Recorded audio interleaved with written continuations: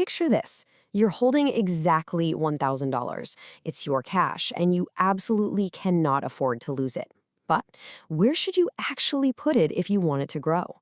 Welcome to This Explainer. Today, we're diving deep into a real financial investigation, figuring out how to maximize a tight college budget. We're going to find out where your cash works the hardest. But I have to warn you right up front. The account with the highest interest rate, it might actually be a trap. So let's anchor this whole thing around one specific number, $1,000. Imagine you're a college student and you've got exactly $1,000 saved up.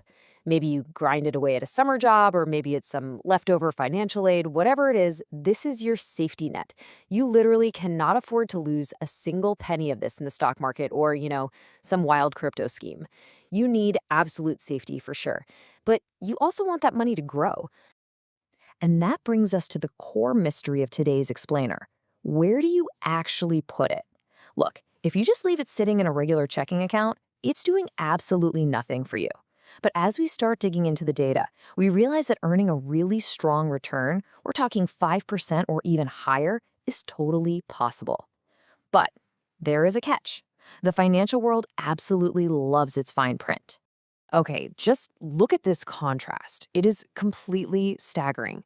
On one side, you have your traditional savings account average, which is a tiny, almost insulting 0.63% APY. But on the other side, hiding right there in plain sight, you can find yields going all the way up to a massive 10% APY. That gap is just wild. And it totally opens up a huge curiosity loop for us. How on earth are some places offering literally 16 times the national average? Well, before we start blindly chasing those massive numbers, let's just ground the math for a second. If you lock in a solid 5% yield on your $1,000, that turns into exactly $50 of interest over 1 year, assuming the rate stays the same. Now, okay, $50 isn't exactly lottery money, right? But for a college student, that's a tank of gas. That's a couple weeks of ramen, or a decent dent in a ridiculously overpriced textbook. And you get that passively just for parking your money in the right spot. All right, let's jump into our first section, the baseline, high-yield savings accounts.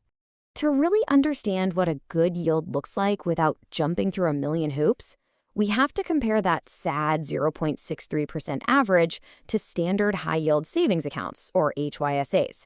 So looking at recent data, places like Bread Savings are hanging out around 3.95% APY, and CIT Bank is sitting at a really solid 4.1%.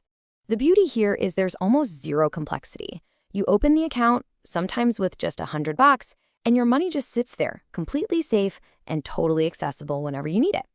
So that's the baseline. Now for section 2, the credit union illusion. Because what if you want to beat 4.110%? What if you want 5%? Or no way, what about that mythical 10% we mentioned earlier? These rates seem to just obliterate standard HYSAs. HYSA Credit Union, a jaw-dropping 10% APY. Blue Federal Credit Union and Four Leaf both offering 5%. I mean, at first glance, this is it. This is the ultimate answer to our $1,000 mystery. Why on earth would you settle for 4% when you can grab 10? Well, here comes the gotcha moment. Let's pull back the curtain on what it actually takes to unlock those massive rates. First off, these huge APYs, they are almost always balance capped at exactly your first $1,000. Anything over that, and the rates literally fall off a cliff. At HYSA, it plummets to 0.10%. Then you've got all these eligibility hoops. Four Leaf is strictly for people 20 and under. Blue FCU makes you join a foundation and fund a share account, which basically means a $10 out-of-pocket setup cost. So yeah, the highest APY is definitely not the simplest deal. Now wait, I don't want to completely scare you away from credit unions, because despite all those annoying little hoops and caps, these accounts are incredibly safe. They are protected by NCUA insurance, which federally insures your money up to $250,000. It is literally identical in safety to regular FDIC bank insurance. So if you happen to fit their exact hyper-specific criteria, like you're under 21 and have exactly $1,000, then something like Four Leaf or HYSA is genuinely a phenomenal risk-free spot for your cash. But what if you don't fit those rules? Let's move to Section 3, the government secret, U.S. Treasury Bills. Seriously, what if you just refuse to deal with banking gimmicks or age limits or strict balance caps? Enter the government secret, a Treasury bill or a T-bill. It is essentially just an IOU from the federal government. I know it sounds like some super complicated Wall Street bond transaction, but it's actually incredibly simple. It's a 3-step process. Step 1, you buy the bill at a discount. Step 2, you hold on to it until it matures. Step 3, the government pays you the full face value. The difference is your profit. That's it. Let's break this down with some real math to make it super concrete. Say you want a $1,000 T-bill. You don't actually hand over $1,000. For example, back in March 2024, the Treasury sold a 26-week T-bill for $951.36. You buy that, you wait 6 months, and when it matures, the government deposits exactly $1,000 into your account. Boom. That $48.64 profit, that works out to a super competitive 5.11% yield. And what is so great about T-bills, it's how flexible they are. You're not forced to lock your cash in a vault for 5 years. They have all these short-term options, 4 weeks, 8 weeks, 13, 26, or 52 weeks. You can buy them totally commission-free in $100 increments, right on a government site called Treasury Direct, or just through a normal brokerage app. Oh, and bonus, the interest is usually exempt from state and local taxes, which is an awesome little hidden perk when you're on a student budget. Okay, it is time for Section 4, the final showdown. So we have all our contenders lined up. We've got the baseline HYSAs, the flashy high-rate credit unions, and the rock-solid T-bills. Now we need to figure out who actually deserves your $1,000. It's all about trade-offs, right? HYSAs give you about 4%, and you can grab your cash whenever, but the rates can jump around.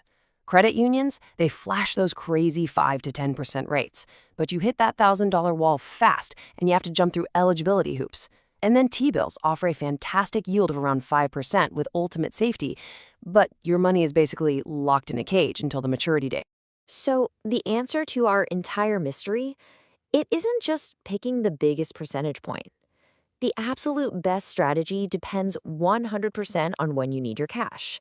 If you know you're going to need money for textbooks next week, or maybe late-night pizza on Friday, you absolutely need a liquid account. If you fit the strict moles, a credit union is unbeatable for that first grand.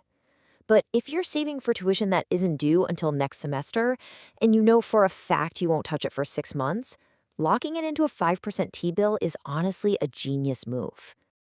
I really want to leave you with this core idea. When you are a college student, your mental bandwidth is just as valuable as your money. The smartest financial strategy isn't just blindly chasing the biggest shiny number on a screen.